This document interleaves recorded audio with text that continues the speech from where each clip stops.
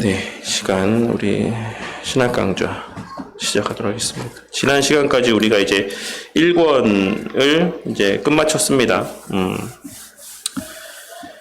앞서도 제가 기도하면서도 잠깐 말씀을 드렸던 것처럼 우리가 교리를 배우는 거는 뭐라고 말씀을 드렸었죠, 예전에?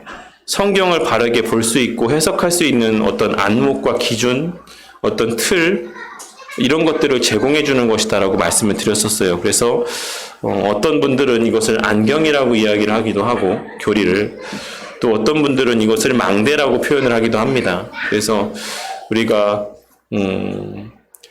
산을 올라갈 때 어떻게 올라가야 될지 이런 것들을 잘 분별할 수 있게 하기 위해서 존재하는 것이 망대인 것처럼, 우리가 교리를 배운다라고 하면 그 교리를 배우고 반드시 그의 이상으로, 그 교리를 배우는 시간 이상으로 우리가 말씀을 보고 말씀을 묵상해야 그 교리가 참된 빛을 발하고 영향력을 발휘하는 것이다라고 생각합니다.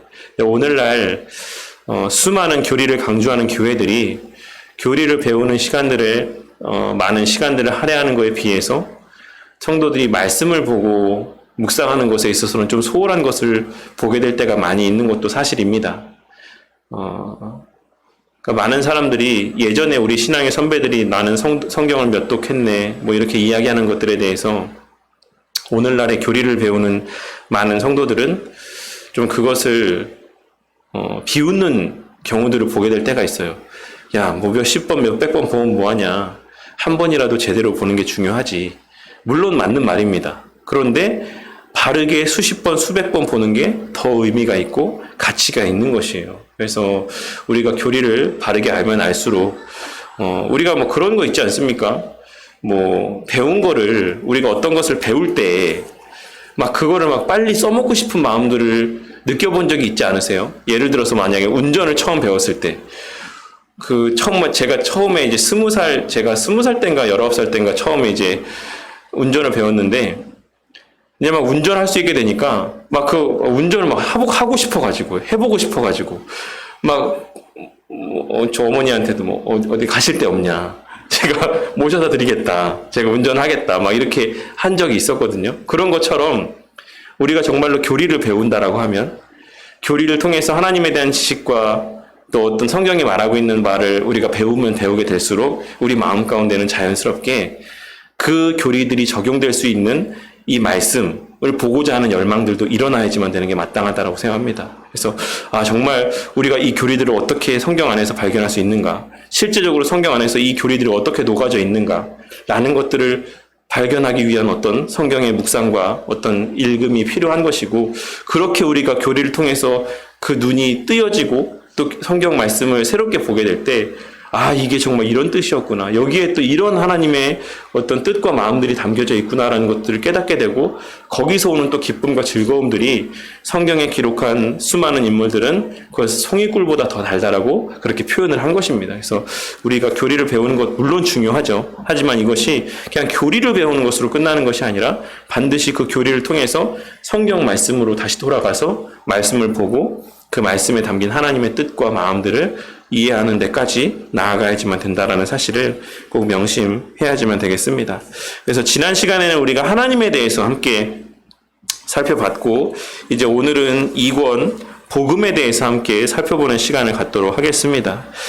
여기는 이제 복음이라고 되어 있긴 하지만 복음이 무엇입니까? 여기는 이제 많은 의미들이 담겨져 있는 것이죠. 그래서 우리가 일반적으로 기독교 강요과 1권은 성부 하나님에 대하여, 2권은 예수 그리스도에 대하여, 3권은 성령 하나님에 대하여, 이렇게, 그리고 4권은 교회에 대하여 이렇게 언급이 되어지고 있다라고 그러니까 그런 주제로 기록되었다라고 말씀을 드렸습니다. 그런데 이제 3권과 4권이라는 것은 똑같이 성령 하나님에 대하여라고도 크게 묶을 수가 있는데, 3권은 성령 하나님의 개인적인 내적 사역이라고 한다면 4권 교회에 대한 것은 성령 하나님의 외적 사역, 그러니까 교회를 세워가시는 어떤 그런 사역에 관계된 성령 하나님의 역사를 이 4권에서 다루고 있다라고 할 수가 있는 겁니다. 근데 이제 2권이 앞서 말씀드린 것처럼 예수 그리스도에 대하여입니다. 성자 예수님에 대하여서. 근데 그것을 또한 다른 편으로는 복음이라는 표현으로 언급하고 있다라는 것은 상당한 또 의미가 있다라고 할 수가 있겠죠. 그래서 복음이 무엇이냐? 복음, 복된 소식이 무엇이냐? 라고 이야기했을 때 그 복된 소식이라는 것이 곧 예수 그리스도에 대한 소식이다라고 하는 사실을 우리가 이러한 내용들을 통해서도 짐작할 수가 있는 것입니다. 그러면 또 나아가서 우리가 오늘 이제 복에 대해서 또 생각을 해봤는데, 그럼 복이 뭐냐?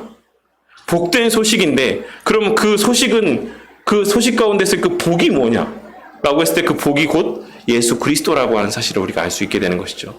그 복이 곧 말씀이라고 하는 사실을 우리가 알 수 있게 되는 겁니다. 그래서 우리가 이런 기초적이고 기본적인 내용들을 통해서도 오늘날의 삶을 살아가며 사람들이 얼마나 아주 기초적인 데부터 그 신앙의 토대가 잘못 놓여져 있는가라고 하는 것을 우리가 발견할 수가 있다라고 하는 사실입니다. 이 복음이라고 하는 우리에게 너무나도 이 친숙하고 익숙한 이 단어 하나조차에서부터도 우리가 잘못된 해석과 적용들이 오늘날 교회 가운데 많이 발견되어진다는 사실인 것이죠.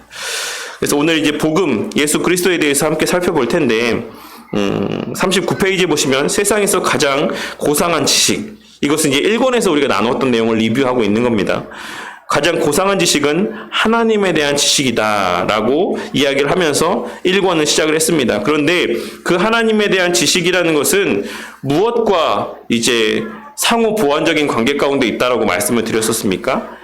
바로 인간에 대한 지식과 상호 보완적 관계 가운데 있다라고 말씀을 드렸어요. 물론 이제 하나님에 대한 지식이 더 우선하는 것이죠. 하지만 우리가 하나님이라고 하는 존재를 완전하게 다 알 수 없기 때문에 그 하나님이라고 하는 존재에 대하여, 대상에 대하여 부분적으로나마 또한 알게 하시기 위해서 사람들에게 하나님의 형상이라는 것이 심겨져 있다는 것을 말씀을 드렸습니다. 그래서 우리가 우리 스스로를 알을 통하여서 또 하나님에 대해서 알 수 있고, 또 하나님을 알므로써 우리 자신에 대해서 더 자세하게, 그리고 명확하게, 분명하게 알 수 있다라고 말씀을 드렸었죠. 그래서 하나님을 통해 나를 알고 또 우리의 어떤 삶의 모습들을 통해서 하나님을 알 수 있는 것, 이것을 1권에서 이야기하고 있는 좀 어려운 말로는 이중지식이라고 표현을 하고 있습니다. 그래서 그분은 우리를 보호하시는 아버지이십니다 라고 하는 사실을 우리가 1권의 내용을 통해서 함께 생각을 해보았습니다. 모든 만물을 또한 창조하시고 그것을 내버려 두시지 아니하고 모든 만사를 섭리하시는 하나님이시다 라는 사실 또한 우리가 함께 생각해 보았습니다. 만물을 창조하신 이후에 내버려 두지 않는다. 이 내용에서 이 만물을 창조하신 이후에 그냥 내버려 둔다라고 주장하는 사람들의 주장을 뭐라고 이야기한다라고 말씀드렸습니까? 리뷰니까, 복습이니까. 뭐라고 했죠? 이런 주장을 뭐라고 제가 한다고 말씀드렸는데, 이신론이라고 말씀을 드렸죠. 이신론. 그래서 이것을 이제 좀 다른 말로 하면 시계 제조공 모델이라고도 이야기를 한다라고 말씀을 드렸습니다. 그래서 그냥 이제 한번 세상 만물을 하나님의 어떤 완벽한 질서에 따라서 창조하신 이후에 그 이후에는 하나님께서 세상 가운데 간섭하시지 않고 이제 개입하시지 않는다 라고 주장하는 사람들의 그런 주장이 이신론이라고 말씀을 드렸습니다. 그래서 이제 그런데 그런 주장이 잘못됐다라고 하는 것을 지난 시간에 우리가 하나님에 대한 지식을 살펴보면서 언급을 했었죠. 그래서 하나님께서는 만물을 창조하신 이후에 그냥 내버려 두시고 알아서 돌아가게끔 그냥 바라만 보시는 분이 아니라 만사 가운데 섭리하시는 하나님이다 라고 하는 사실을 우리가 함께 생각해 보았습니다. 그런데 또한 여기서 하나, 모든 만사를 섭리하신다라고 했을 때 이 의미는 또 어떤 섭리에 대한 것을 언급하고 있는 겁니까? 일반 섭리를 의미하고 있는 것을 우리가 알 수 있죠. 지난 시간에 함께 나눈 내용을 통해서. 그 가운데 하나님께서는 선택된 자들에게 특별한 관심을 가진다. 이 특별한 관심은 또 무슨 섭리입니까? 특별 섭리라고 말씀을 드렸었죠. 하나님께서는 모든 사람들, 모든 만물 가운데 믿는 자나 믿지 않는 자들이나 모든 이 세상에 돌아가는 일들 가운데 다 섭리하십니다. 하지만 그 가운데서 특별한 관심을 갖고 하나님의 역사가 나타나는 그 대상은 바로 하나님의 택하신 백성들이다라고 하는 사실을 우리가 함께 생각해 보았고, 그것을 특별 섭리라고 이야기한다라고 지난 시간에 함께 생각해 보았습니다. 하나님은 세상을 창조하신 창조자로서 모든 일을 섭리하신다. 일반 섭리를 얘기하는 거죠. 만사의 최종적인 원인이 되십니다. 그래서 이 세상의 모든 일은 우연히 일어나거나 운이 좋아서 일어나지 않는다라고 우리가 이야기를 했습니다. 살펴봤습니다. 그래서 그리스도인들이 어떤 우연이나 운이라고 하는 표현들을 그 입에 담는 게 사실 합당치 않다, 바람직하지 않다라고 하는 사실도 함께 지난 1권의 내용들을 살펴보면서 함께 언급한 바가 있습니다. 그리고 하나님은 영이시죠. 그래서 눈에 보이시는 분이 아닙니다. 우리의 지성과 이성을 초월해서 존재하시는 분입니다. 그래서 그분에 대해서 이해하는 것은 사실상 불가능하다라고 할 수가 있는 것입니다. 그러니까 성경으로 하나님에 대해서 다 알 수 있습니까? 아니라고 말씀을 드렸었죠. 우리가 성경을 통해서 하나님을 다 알 수 있다라고 이야기하는 것은 하나님에 대한 어떤 면에서는 되게 모욕적인 말이 될 수도 있는 겁니다. 하나님은 성경 말씀보다 크신 분이죠. 그렇지만 우리의 구원과 관계되어서 우리가 알아야 될 부분들에 대해 하나님께서 성경이라고 하는 하나님의 말씀을 통해서 우리에게 계시해 주신 것입니다. 그리고 우리는 그 계시해 주신 만큼의 하나님에 대한 지식을 알 수 있을 뿐인 것이죠. 하지만 또 우리가 그 계시해 주신 말씀이라도 다 이해할 수가 있는가? 그렇지 않다라는 것입니다. 하나님께서는 그 성경 말씀보다도 크신 분이시지만 우리가 그 계시해 주신 부분조차도 사실상 다 이해할 수 없는 신비적인 교리에 속한 내용들이 많이 있다라고 하는 사실을 우리가 잘 알고 있는 것이에요. 그래서 우리가 사실 삼위일체라고 하는 부분에 대해서도 성경이 여러 내용들을 통해서 종합적으로 언급하고 있는 것이긴 하지만 정확히 그 삼위일체 하나님이 어떤 것을 의미하는지는 명확하게 알 수 없다라고 하는 사실을 우리가 또 1권의 내용들을 살펴보면서 함께 나눈 적이 있었습니다. 하지만 그렇다라고 해서 또 하나님을 알 수 없는 분이라고 이야기해서도 안 된다라는 것이죠. 하나님께서는 분명히 우리에게 성경 말씀을 주셨고 또 우리 가운데 성령 하나님을 보내주셨기 때문에 우리가 성령 하나님의 조명하여 주시는 이 성경 말씀을 조명하여 주시는 그 범주 내에서는 하나님을 알 수 있고 또 알아야지만 되는 것입니다. 그래서 우리가 요 경계선, 요 이중적인 의미의 어떤 그 균형점들을 잘 잡고 있어야지만 돼요. 그래서 우리가 늘 이야기하는 바가 있죠. 성경이 말하는 데까지만 가고 그 말하지 않는 곳에서는 멈춰서는 것. 그것이 성도의 바른 자세다라고 하는 어떤 유명한 표현들처럼 우리가 하나님께서 우리에게 계시해 주신 부분에 대해서는 알 수 있기 위해 최선의 노력을 기울여야 되는 것이 또한 성도의 마땅한 자세인 것이고 성경이 말하고 있지 않은 부분에 있어서는 멈춰서서 더 이상 우리의 상상으로 더 이상 어떤 것을 유추해내려고 하는 행동들을 나타내 보여서는 안 된다는 것 또한도 우리 성도들이 마음에 새겨야 될 하나님에 대한 바른 마음가짐이다라는 것입니다. 우리가 성경이 말하고 있는 부분 이상의 것을 넘어가게 돼서 발생하게 되는 사람들이 누굽니까? 이단들이죠. 성경이 말하고 있지 않은 것들을 자신의 개인의 생각을 통해서 혹은 내가 특별히 하나님에게 받았다라고 하는 어떤 특별 계시를 통해서 그 언급되어 있지 않은 내용들까지 사람들에게 이야기하고 사람들을 호도하는 그런 무리들을 우리가 이단이라고 이야기를 하는 겁니다. 그래서 우리가 항상 성경의 근거에서만 우리의 신앙은 토대가 놓여져야지만 된다라고 하는 사실을 잊지 말아야지만 될 것입니다. 하나님은 자연과 양심 이 두 곳에 하나님을 알만한 지식을 새기셨습니다. 라고 이야기하고 있어요. 이 자연과 양심을 통틀어서 우리가 일반 계시, 또 일반 은총이라고 이야기를 합니다. 그래서 일반 계시, 일반 은총이라는 얘기는 하나님을 믿는 사람이나 믿지 않는 사람 누구에게나 동일하게 소유되어져 있는 하나님의 은혜다라고 하는 사실을 우리가 또한 함께 생각해 보았죠. 그래서 모든 사람이 하나님을 믿지 않아도 자연을 봤을 때 자연에 대해서 경외감을 느끼게 되는 것이고 또한 여러 옳지 못한 행동들을 했을 때 그 마음 가운데에 어떤 도덕적인 양심의 가책을 받는 것이 정상적인 사람들이 나타내 보이는 반응이다라는 사실을 우리가 알 수 있는 것입니다. 인간은 자연을 보고 놀라워하기도 하고 양심의 가책을 받기도 하지만 그렇다라고 해서 하나님을 신뢰하는 데까지 나아가진 않습니다. 왜 그렇습니까? 그들에게 특별 계시가 허용되지 않았기 때문에 그렇습니다. 그들이 하나님을 알만한 충분한 지식이 그들 가운데 계시되지 않았기 때문에 그래요. 그렇다라고 하면 왜 그들은 그와 같은 특별 계시를 통해서만 하나님을 알 수 있는 존재가 되었는가? 라고 하는 것을 이제 오늘부터 나누는 내용들에서 언급을 하고 있는 내용이라 할 수가 있는 것이죠. 왜 인간들에게 특별 계시가 필요하게 되었는가? 왜 인간들에게 특별 은총이 필요하게 되었는가? 왜 그냥 자연을 보면서 왜 그냥 하나님이라고 하는 존재 너무나도 명확하게 보여지는 그 모든 만물에 새겨져 있는 하나님의 그 모습들을 왜 분별할 수 없게 되었느냐? 라고 하는 것을 이제 오늘 말씀 내용 가운데서 다루게 될 것입니다. 그래서 왜 인간이 이처럼 무지하고 완고하게 되었는가? 라고 하는 것을 이제 이 복음이라고 하는 이 대단원의 막을 시작하면서 그런 전제를 먼저 다루고 있는 것이죠. 왜 그리스도가 필요한가? 그래서 1권 15장에는 그러니까 기독교 강론 1권 15장에는 타락 이전의 인간에 대한 모습들에 대한 내용들이 설명이 되어 있습니다. 그리고 이제 2권에서부터 2권 1장에서 5장까지는 타락 이후의 인간에 대해서 언급을 하고 있어요. 앞서 말씀드린 것처럼 왜 인간이 특별 계시가 필요하게 되었는가 라고 하는 것에 대해서 타락 이후의 인간들을 설명하는 데 있어서 언급을 하고 있습니다. 해당 내용들을 할애하고 있습니다. 그리고 6장에서 11장은 이제 그렇게 얘기했을 때 우리가 일반적으로 넌 타락했어, 너는 오염됐어 이렇게 얘기하면 사람들의 반응이 어떨 것 같아요? 그래, 난 타락했어, 난 나쁜 놈이야, 난 죽일 놈이야, 이게 본성적인 반응이겠습니까? 아니면은 내가 왜 죽일 놈이냐, 내가 왜 나쁜 놈이냐, 이게 본성적인 반응이겠습니까? 후자겠죠.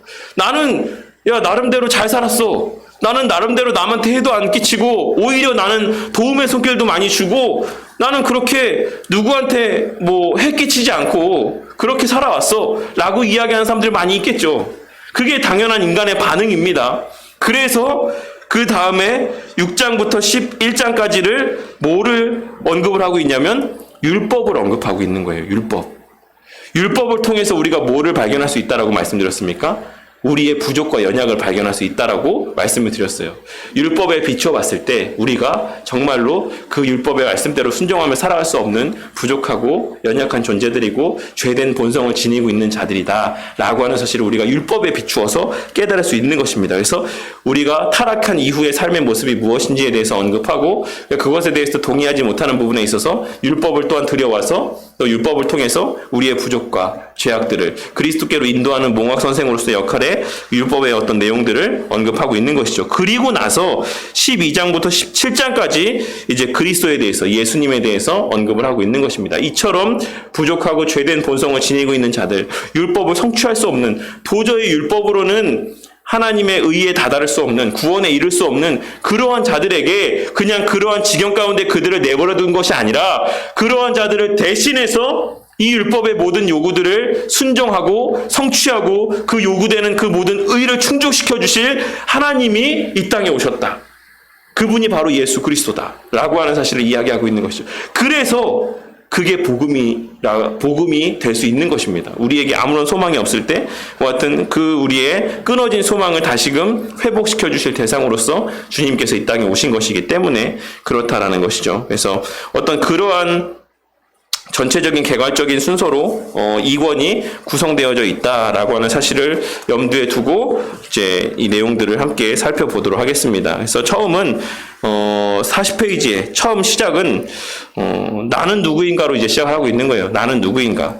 이제 본래 이 나는 누구인가라고 하는 것은 철학자들이 즐겨 사용하는 어떤 명제 가운데 하나입니다. 그래서 너 자신을 알라라고 하는 이 말은 사실 소크라테스가 했다라고 알려져 있기도 하지만 사실 이제 그리스의 신전 가운데 기록되어 있는 말이기도 하고 많은 사람들에게 회자되는 유명한 말이기도 해요. 근데 이 너 자신을 알라라고 하는 표현이 어떤 의미에서의 말이라고 생각하십니까?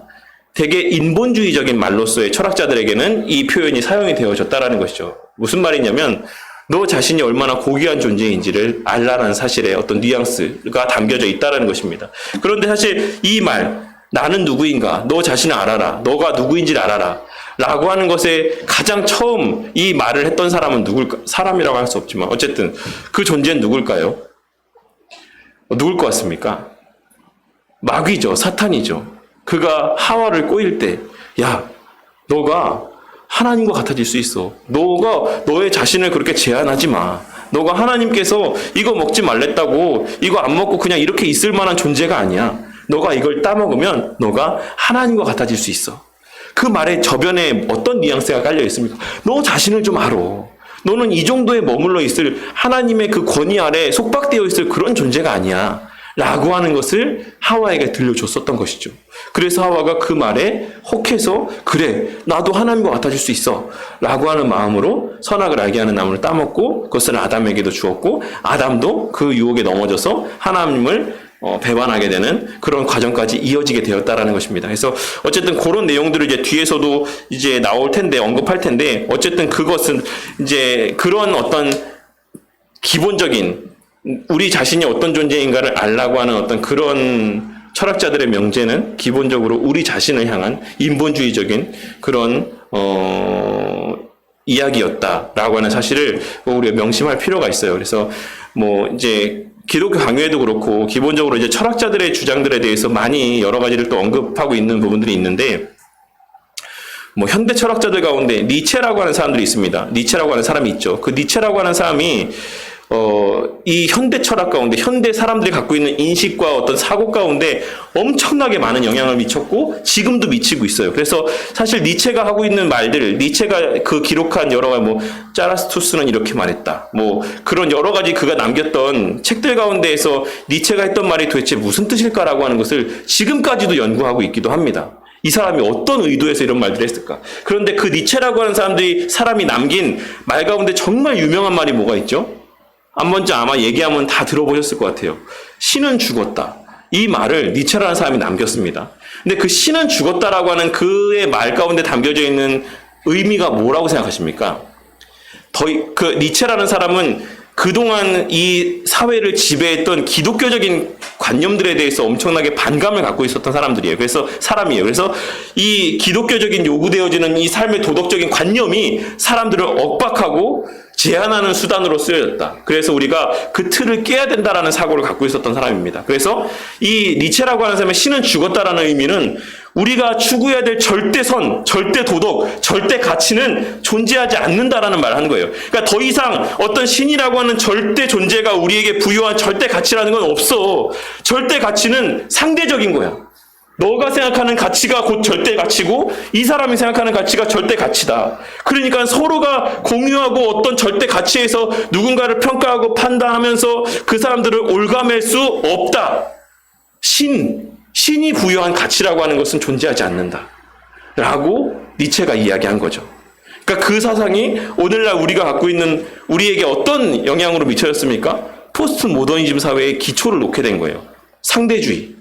너가 하는 건 너와 생각은 너의 생각이고 나의 생각은 나의 생각이고 각자의 가치가 옳고, 그래서 절대 가치는 존재하지 않고, 그래서 서로가 이해해주고 다른 게 아니라 그러니까 틀린 게 아니라 다른 거다라고 하는, 요새 뭐 방송에서 나오는 사람들이 많이 이야기하죠. 그러니까 우리가 서로가 다른 거다, 틀린 건 없다. 이 말에는 절대 옳다고 하는 가치는 존재하지 않는다라는 사상이 이면에 깔려 있는 거예요. 너무 좋은 말인 것 같죠? 야, 우리가 틀린 거 아니야, 다른 거야, 다 맞는 거야. 이 말이 듣기에는 너무 좋아요. 근데 그 말의 이면엔, 저변에는 절대 가치는 존재하지 않아 라고 하는 이게 깔려 있는 거예요. 근데 절대 가치는 어디에만 존재합니까? 기독교에만 존재해요. 절대 가치는 기독교에만 존재합니다. 하나님의 말씀, 오직 진리는 하나님의 말씀밖에 없다라고 하는 이 절대 가치는 기독교에만 존재합니다. 물론 뭐 이슬람이나 이제 여러 가지 하나님에게서 파생된 여러 다른 종교에도 존재하긴 하지만 어쨌든 간에 유일신을 믿는 물론 저기는 근데 사실 천주교는 절대 가치가 존재하지 않는다라고 보는 게 맞죠. 어쨌든 간에. 그래서 이 기독교와 가장 많이 상충되는 사고라고 할 수가 있는 거예요. 포스트 모더니즘 사회라는 것이. 예수만 믿어야지만 천국 간다. 하나님의 말씀만이 진리다 라고 하는 늘 절대 가치를 주장하는 이 기독교의 사고와 이 니체로부터 발현되어진 그 모든 이 포스트 모더니즘 사회의 근간을 이루고 있는 오늘날의 사회를 구성하고 있는 그 모든 사상은 이 기독교와 가장 많은 충돌을 갖게 될 수밖에 없다라는 것이죠. 근데 그 니체가 갖고 있는 그 사고, 그 뿌리가 바로 너 자신을 알라라고 하는 고대 철학에서부터 비롯된, 그리고 더 나아가서 사단에게부터 비롯된 그 마음에서 비롯된 그 뿌리를 갖고 있는 사고다, 사상이다, 주장이다 라고 하는 사실을 우리가 명심해야지만 되는 것입니다. 하지만 그 말이 동일한 표현이 우리에게 있어서 또 기독교적 관점에서도 바르게 해석이 될 수 있는 말이기도 해요. 그러니까 우리가 어떤 존재인지에 대해서, 하나님의 피조물이라는 사실에 대해서 명확하게 알라는 선한 의미로도 우리가 이 표현들을 사용할 수가 있다는 사실이죠. 그러니까 이것은 되게 양면성을 갖고 있는 표현이라고 할 수가 있습니다. 그래서 이것이 하나님의 택한 백성들에게 있어서는 우리가 하나님의 피조물로서의, 하나님의 어떤 그 권위 아래에 종속되어 있는 존재로서의 우리 자신을 알아야지만 된다라고 하는 의미로 선용되어질 수도 있지만, 또 그렇지 않은 하나님께서 유기하신 자들에게 있어서는 이것이 하나님을 대항하는 가장 근간으로 또한 쓰여질 수 있는 그런 말들이다라고 하는 것을 우리가 확인할 수가 있는 것입니다. 그래서 물론 여러 가지 그런 복잡한 내용들이 언급이 되어 있지만 어쨌든 그것을 이렇게 짧게 나누어서 요약해서 다뤄봤을 때 이제 인간이 누구인지를 한번 알아봅시다. 성경은 인간의 상태를 네 종류로 분류해서 언급을 하고 있습니다. 그래서 타락 이전, 타락 이후, 중생된 상태, 그리고 영원한 상태, 이렇게 네 가지를 언급을 하고 있습니다. 요것은 이제 우리가 일본에서도 함께 나눠본 바가 있기 때문에 어색하진 않죠. 그래서 우리가 타락 이전, 타락 이후, 중생된 상태, 영원한 상태, 이 네 가지를 비교해서 생각해 볼 수 있는데, 타락 이전의 상태는 어떤 상태라고 말씀드렸습니까? 아담의 상태라고 말씀을 드렸었죠. 그래서 아담이 어떤 상태였다라고 말씀을 드렸죠?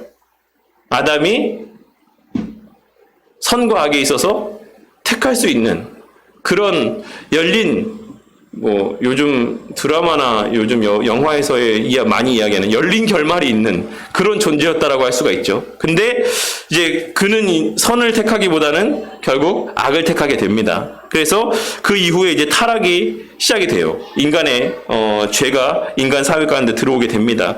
그러니까 타락 이후의 삶은 어떠했습니까? 타락 이후의 삶에 자유가 있었어요? 있었죠. 근데 그 자유는 어떤 자유라고 말씀드렸습니까?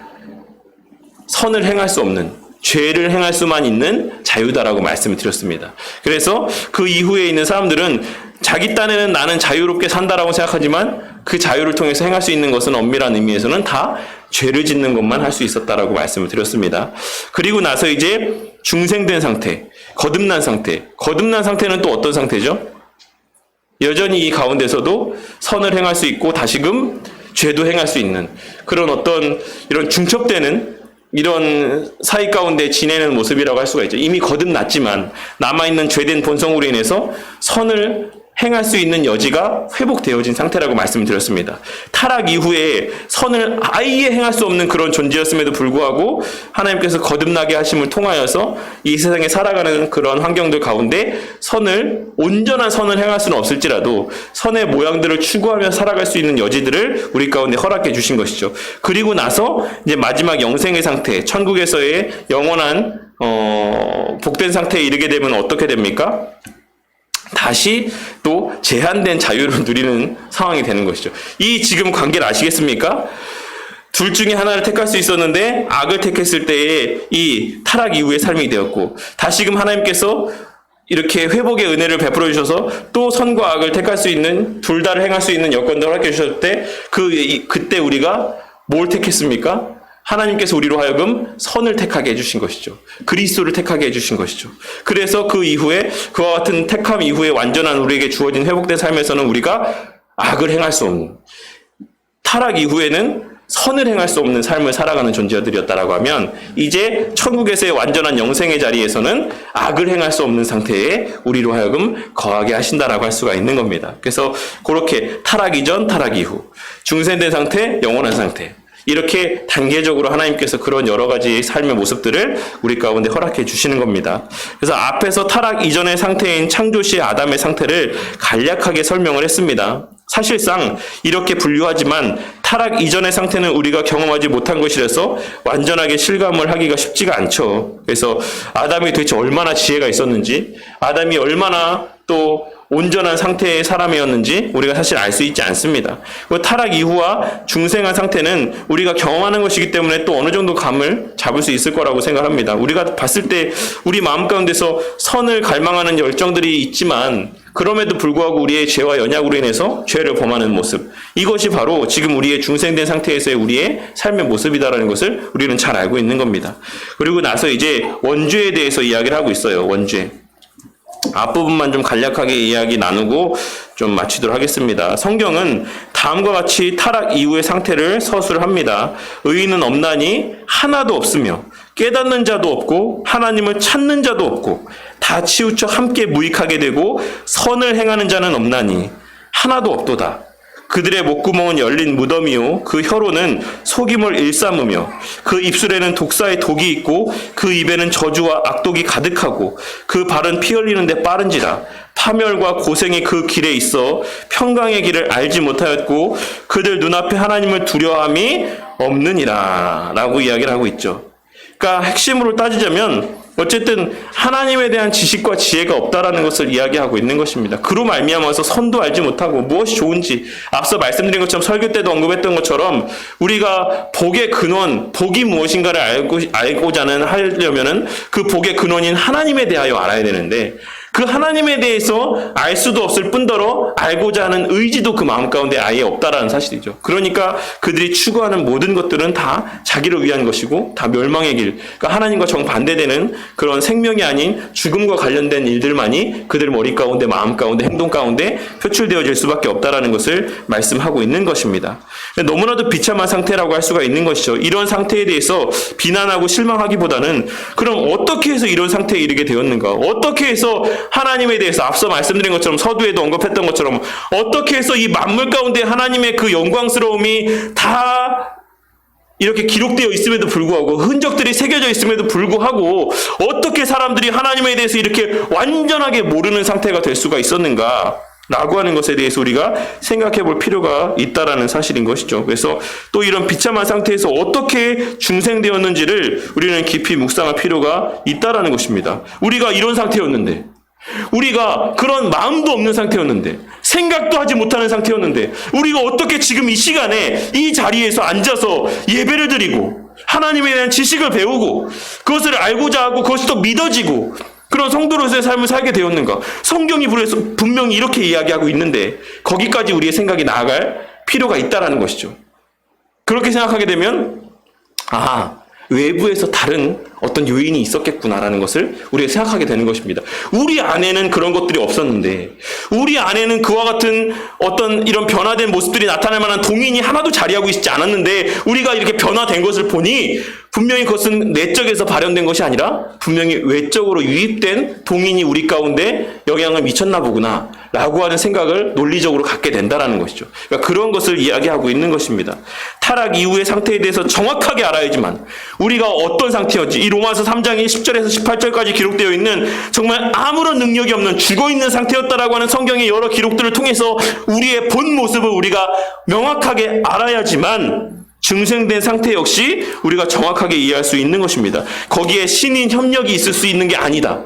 감리교에서 이야기하는 것처럼, 물론 감리교 전체가 다 그런 이야기로 뉘앙스로 이야기하고 있는 것은 아니지만 그 근간에 깔려져 있는 그런 알미니안주의적인 요소들, 신인 협력의 어떤 구원에 있어서의 모습들이 얼마나 잘못된 것인지를 우리가 깨달을 수 있다는 것이에요. 왜냐하면 하나님께서 분명히 아담에게 뭐라 했습니까? 너가 영원히 죽을 것이다라고 했어요. 그러니까 그 이후에 그 말은 아담은 어떤 상태였다라고 이야기합니까?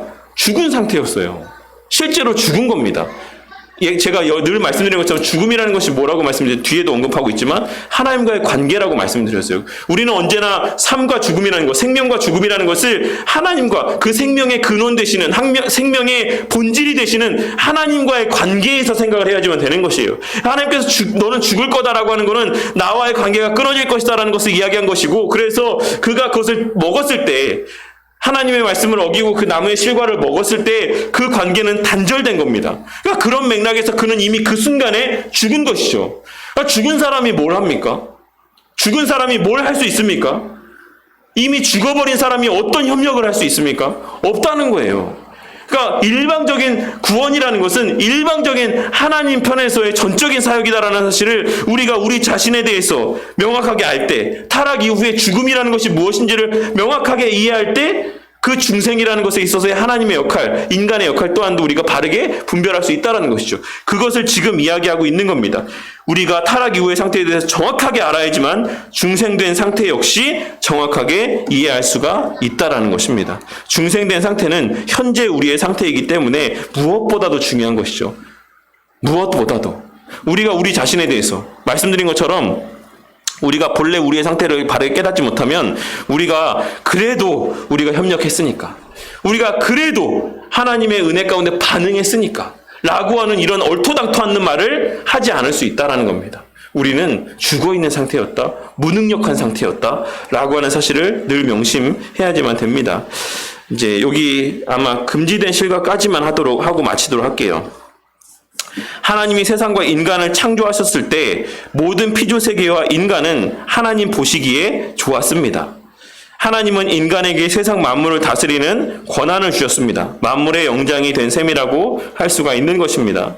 뿐만 아니라 아담의 배우자 하와를 만드셔서 아담이 쓸쓸하지 않도록 하셨습니다.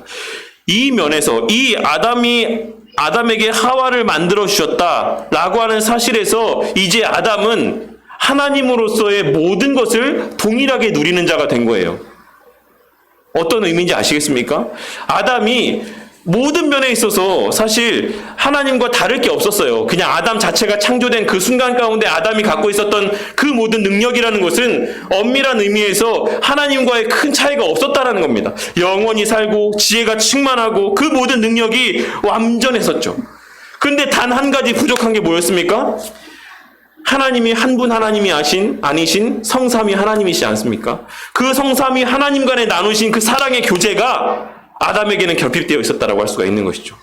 근데 하나님께서 하와를 만들어주심을 통하여서 그 교제까지도 성삼위 하나님 간에 나누시는 그 완전한 교제까지도 이제 아담에게 누리게 해주신 거예요. 그러니까 하와라는 존재가 태어나고 하와라는 사람이 이 아담에게 한 배필이 되고 그 둘이 한 몸을 이루게 됨을 통하여서 이제 아담이라고 하는 존재는 모든 면에서 하나님과 동등한 유익들을 누릴 수 있는 완전한 인간으로서의 모습을 갖추게 된 것이죠. 하나님께서 그러한 은혜를 아담에게 베풀어 주신 겁니다. 그러니까 아담에게는 모든 것을 다 주셨다라고 할 수 있는 거예요. 하나님이 누리시는 모든 것을 아담에게 다 주셨습니다. 그 두 사람을 벌거벗었지만 부끄러워하지 않았어요. 그 둘이 완전한 하나였다라는 것을 이야기하고 있는 것입니다. 완전히 그 둘의 마음이 하나였고 그 둘 사이에 거리낌이 아무것도 없었다라는 것이에요. 이 표현은 그 둘 사이의 교제가 완전한 교제, 완벽한 교제였다라는 것, 성삼위 하나님 간에 나누신 그와 같은 교제를 아담과 하와가 동일하게 누리고 있었다라는 의미 또한도 담겨져 있는 것이라 할 수 있는 것입니다. 이 상태를 유지하기 위해 하나님의 보호를 받기 위해 인간은 하나님의 말씀에 순종해야지만 됐습니다. 이것이 전제 조건인 거예요. 하나님의 보호하심 아래, 하나님의 권위 아래, 하나님의 말씀 안에 자리하고 있는 게 그게 인간이 인간으로서의 특권을 누릴 수 있는 가장 기본적인 조건이었던 겁니다. 그래서 하나님께서 동산의 모든 실과를 마음껏 먹되 동산 중앙에 있는 선악을 알게 하는 나무의 실과만은 먹지 말라고 하는 말씀을 주셨던 거예요. 아십니까? 그 사실을 잊지 마라. 너가 이제 지혜도 그 생명도 심지어는 성삼위 하나님 간에 나누는 그 교제도 하와를 통해서 다 누릴 수 있지만 네가 모든 면에서 나와 다 같지만 그럼에도 불구하고 너는 피조물이고 너에게는 나라고 하는 창조주가 있다 라고 하는 사실을 절대 잊어서는 안 된다. 그것이 네가 지금 누리고 있는 그 복의 근원이고 전제 조건이다. 이 사실을 절대 망각해서는 안 된다. 너가 영원토록 나는 그것을 누렸으면 좋겠다. 그래서 내가 이 동산 중앙에 그 나무를 심어 놓으신 거예요. 어디서도 그걸 잊지 않게 하기 위해서, 어디서도 그 충만한 기쁨을 빼앗기지 않도록, 잃어버리지 않도록 하나님께서는 가장 잘 보이는 그 동산 중앙에 그 나무를 심어 놓으신 겁니다. 그리고 나서 또 더 나아가서 또 그 이후에 뭐라고 말씀하셨죠? 그걸 따먹으면, 그걸 먹으면, 그 약속을 어기면, 그 명령을 어기면 너 죽어. 이런 엄포까지 놓으셨어요. 이게 정말로 그 사람을, 이 아담을 죽이기 위한 언약이었습니까? 그것이 하나님의 그와 같은 마음이 담겨져 있는 말씀이었습니까? 우리가 자식을 키우면서, 예전에도 제가 이 말씀을 하면서 설명을 드린 적이 있는데, 자식을 키우면서 아주 어린 자녀들에게 너 거짓말하면 엄마한테 매매 맞아. 너 도둑질하면 혼나. 이렇게 이야기하죠. 그게 혼내기 위한 빌미를 마련하기 위한 말입니까? 자식을 때리기 위한 근거를 마련하기 위한 부모의 말입니까? 아닌 것이죠. 그 자식이 그것을 두려워함으로 거짓말을 하거나 도둑질을 하지 않게 하기 위한 부모의 배려이고 사랑이에요. 그 아이의 눈높이에 맞춰서. 그러면 그런 맥락에서 하나님께서 이 아담에게 하신 이 에덴 동산에서의 행위들은 하나님께서 아담을 벌하시기 위한 쫓아내시기 위한, 죽이시기 위한 말입니까? 아니라는 겁니다. 사랑이 담긴 말이에요. 우리가 이 아담에게 에덴 동산에서의 선악을 알게 하는 나무의 실과를 거기에 중간에 놓으신 걸 갖고 많은 사람들이 하나님의 행하심의 의미들을 온전히 깨닫지 못하고 하나님께 책임을 돌리며 하나님을 악하게 만듭니다. 하지만 이 동산 나무의 중앙에 이 선악을 알게 하는 나무를 심어 놓으신 것은 하나님의 아담을 향한 무한한 사랑이 담긴 하나님의 배려였다라고 하는 사실을 우리가 잊어서는 안 됩니다. 그것까지도 어기고 아담이 그 선악을 알게 하는 나무를, 그 실과를 먹은 거예요. 거기에 하나님의 책임이 어디 있습니까? 거기에서 우리가 돌릴 하나님의 책임이 어디 있습니까? 마치 죄를 지은 아이가 부모를 탓하는 것처럼 말이 안 되는 것이죠. 그것은 스스로의 선택이고 스스로의 자발적인 행함입니다. 그래서 우리가 그런 것들을 꼭 기억을 하고 실과 자체가 어떤 무슨 특별한 능력이 있거나 뭐 그 나무가 특별한 나무였거나 이렇게 생각할 필요가 없어요. 선악을 알게 하는 나무는 그냥 하나님께서 그냥 동산에 있는 여러 나무들 가운데 그냥 한 나무를 지칭해서 이 나무가 너가 먹지 말아야 될 실과를 맺는 나무다라고 그냥 지칭해 주셨을 뿐인 것이지 그 나무 자체가 어떤 특별한 그런 대상은 아니다라는 것입니다. 거기에 특별함을 하나님께서 부여해 주신 것 뿐인 것이죠. 실과 자체에 어떤 무슨 악한 것이 들어있기 때문에 걔가 먹었을 때, 그 아담이 먹었을 때 막 눈이 띄어지고 막 이것이 아니라 그냥 그 이후에도 언급하겠지만 그 경계선이 사라져버리게 된 것 뿐이에요. 그래서 그 모든 이전까지의 그가 누렸던 모든 환경이 변하여지게 된 것입니다. 실과는 순종을 위한 상징적인 물체에 불과했다. 창조주 하나님과 피조물 인간 사이에 경계를 구분짓는 하나의 경계선에 불과했다. 그래서 아담과 하와는 그 선을 넘어갔고 그 선을 없애버렸고 그 선이 사라지게 되었을 때 창조주 하나님과 피조물된 인간 사이에 그 아버지와 아들의 관계는 깨어지게 되고 사라지게 되고 결국 하나님 없는 참된 생명에서의 떨어져 나온 단절된 죽음의 삶을 살고 참된 복으로서의 그 하나님에게서 떨어져 나온 복과는 무관한 그건 저주의 삶을 살게 된 것이라고 할 수가 있는 것이죠. 그러니까 우리가 이 창세기의 원주에 담겨있는 그런 여러 가지 의미들을 우리가 좀 바르게 이해할 필요가 있어요. 그래서 이것을 뭔가 어떤 허구적인 어떤 전설로만 여길 것도 아니고 지나친 비유와 상징으로만 해석할 것도 아니고 언제나 성경을 우리는 하나님과 하나님의 사랑의 마음의 관점에서 인간을 향한 아버지의 마음과 부모된 마음에서 이 성경의 말씀들을 이해하고 해석할 필요가 있습니다. 왜냐하면 하나님께서 그것을 알려주시기 위해 이 성경 말씀들을 기록한 것이기 때문에 그렇습니다.